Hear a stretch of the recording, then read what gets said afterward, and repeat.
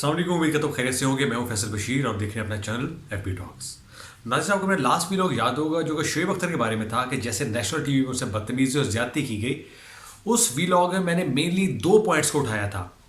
पहला पॉइंट तो ये था कि शोएब अख्तर से ज़्यादती सिर्फ शोएब अख्तर से ज़्यादती नहीं है, वो 22 करोड़ अवाम से ज़्यादती है।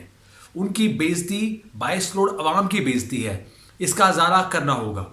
दूसरी बात मैंने उसमें बताई थी कि प्राइम मिनिस्टर इमरान खान साहब, आप चूँकि खुद भी क्रिकेटर हैं और क्रिकेट से ही आपको फेम मिला है, तो आपको ये चीज़ बखूबी अंदाज़ा होनी चाहिए कि क्रिकेटर की रिस्पेक्ट क्या होती है, वो दुनिया में और पाकिस्तान में उसका क्या रुतबा होता है और वो मुल्क के लिए क्या क्या चीज़ें पैदा करता है जो कि खुशी की भी होती हैं और वो मुल्क का सफ़ीर होता है। 22 करोड़ अवाम इस केस पे एक्सपेक्ट कर रहे थे कि इसको एक टेस्ट केस बनाया जाएगा और मिसाली तौर पे हल कर लिया जाएगा। ना सिर्फ पीएम इमरान खान खास तौर पे इसका नोटिस लेंगे, बल्कि 2-4 दिन में इंक्वायरी करवा के जो इसके कल्प्रिट हैं उनको सजा भी देंगे और उनको इस शो से ऑफ एयर कर देंगे। ये बिल्कुल ऐसा ही है जिससे इमरान खान साहब आप CNN या BBC के इंटरव्यू में जाएं और वहाँ पे आपसे डिस्कशन के दौरान आपको एंकर ये कह दे कि खान साहब आप बाहर चले जाइए या आप ये शो छोड़ दें, तो सोचिए आपको कैसा फील होगा और आप उसके साथ कैसा बिहेव करेंगे। बावजूद इसके शोएब अख्तर उस मौके मौजूद थे और उन्होंने कोई बदतमीजी और ज्यादती का मुजाहरा नहीं किया। तो मैं आपसे शेयर ये करता हूं कि इस केस में पेशरफ्त हुई क्या। बिल्कुल वैसी ही पेशरफ्त हुई जैसा कि आम केसेस में या आम मसाइल में कोई भी हुकूमत करती है। उसमें कमेटी बना दी जाती है और कमेटी जो है वो for the sake of time और डंग टपाओ पॉलिसी के तहत टाइम गेम करती है और एंड में कुछ भी हासिल हसूल नहीं होता। बिल्कुल इस केस में भी ऐसे ही हुआ। पीटीवी ने एक कमेटी बना दी और उस कमेटी में जो उसका इलामिया जारी हुआ उसमें उन्होंने ये लिख दिया कि डॉक्टर नुमान नियाज को भी ऑफ एयर किया जाता है शो से और शोएब अख्तर साहब को भी इस शो से ऑफ एयर किया जाता है। ज़रा इसमें आप उनकी गेम चेक करें जो कि अवाम को बेवकूफ़ बनाने और उनकी आंखों में धूल झोंकने के लिए ये इस्तेमाल की गई। आप शोएब अख्तर को ऑफ एयर कर कैसे सकते हैं भाई?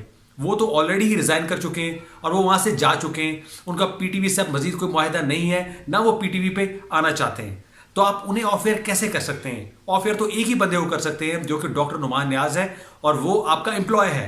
तो आपने इसमें बैलेंस गेम करने के लिए, विन विन सिचुएशन क्रिएट करने के लिए आपने शोएब अख्तर साहब की दोबारा बेइज्जती की है और ये पाकिस्तानियों की दोबारा बेइज्जती भी है और ये दोबारा ज्यादती है उनके साथ। जबकि रिएक्शन में शोएब अख्तर साहब ने अपने ट्वीट में ये कहा कि इट्स हिलेरियस, ये बहुत ही मजाहिया बात है कि आप कैसे मुझे ऑफ एयर कर सकते हैं जबकि मैं पीटीवी का हिस्सा ही नहीं हूं।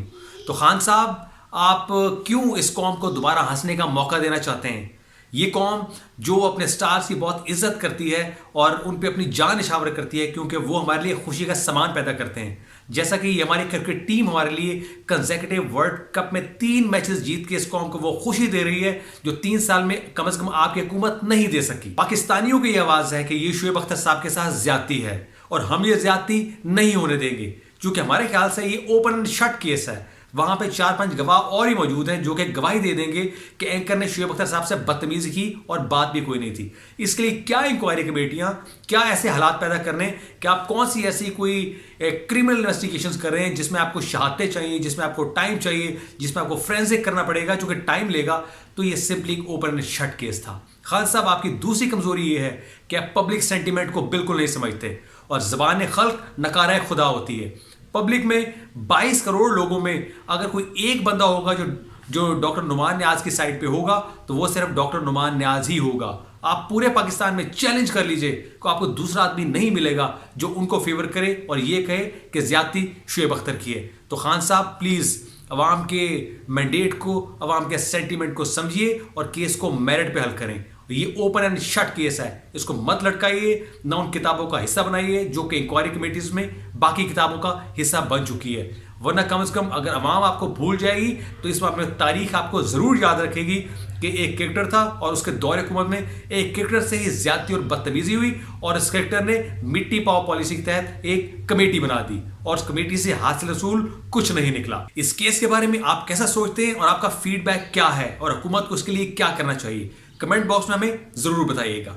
अपने चैनल को लाइक और सब्सक्राइब करें और दोस्तों से जरूर शेयर करें। अब तक इतना ही, मिलते हैं अपने नेक्स्ट व्लॉग में।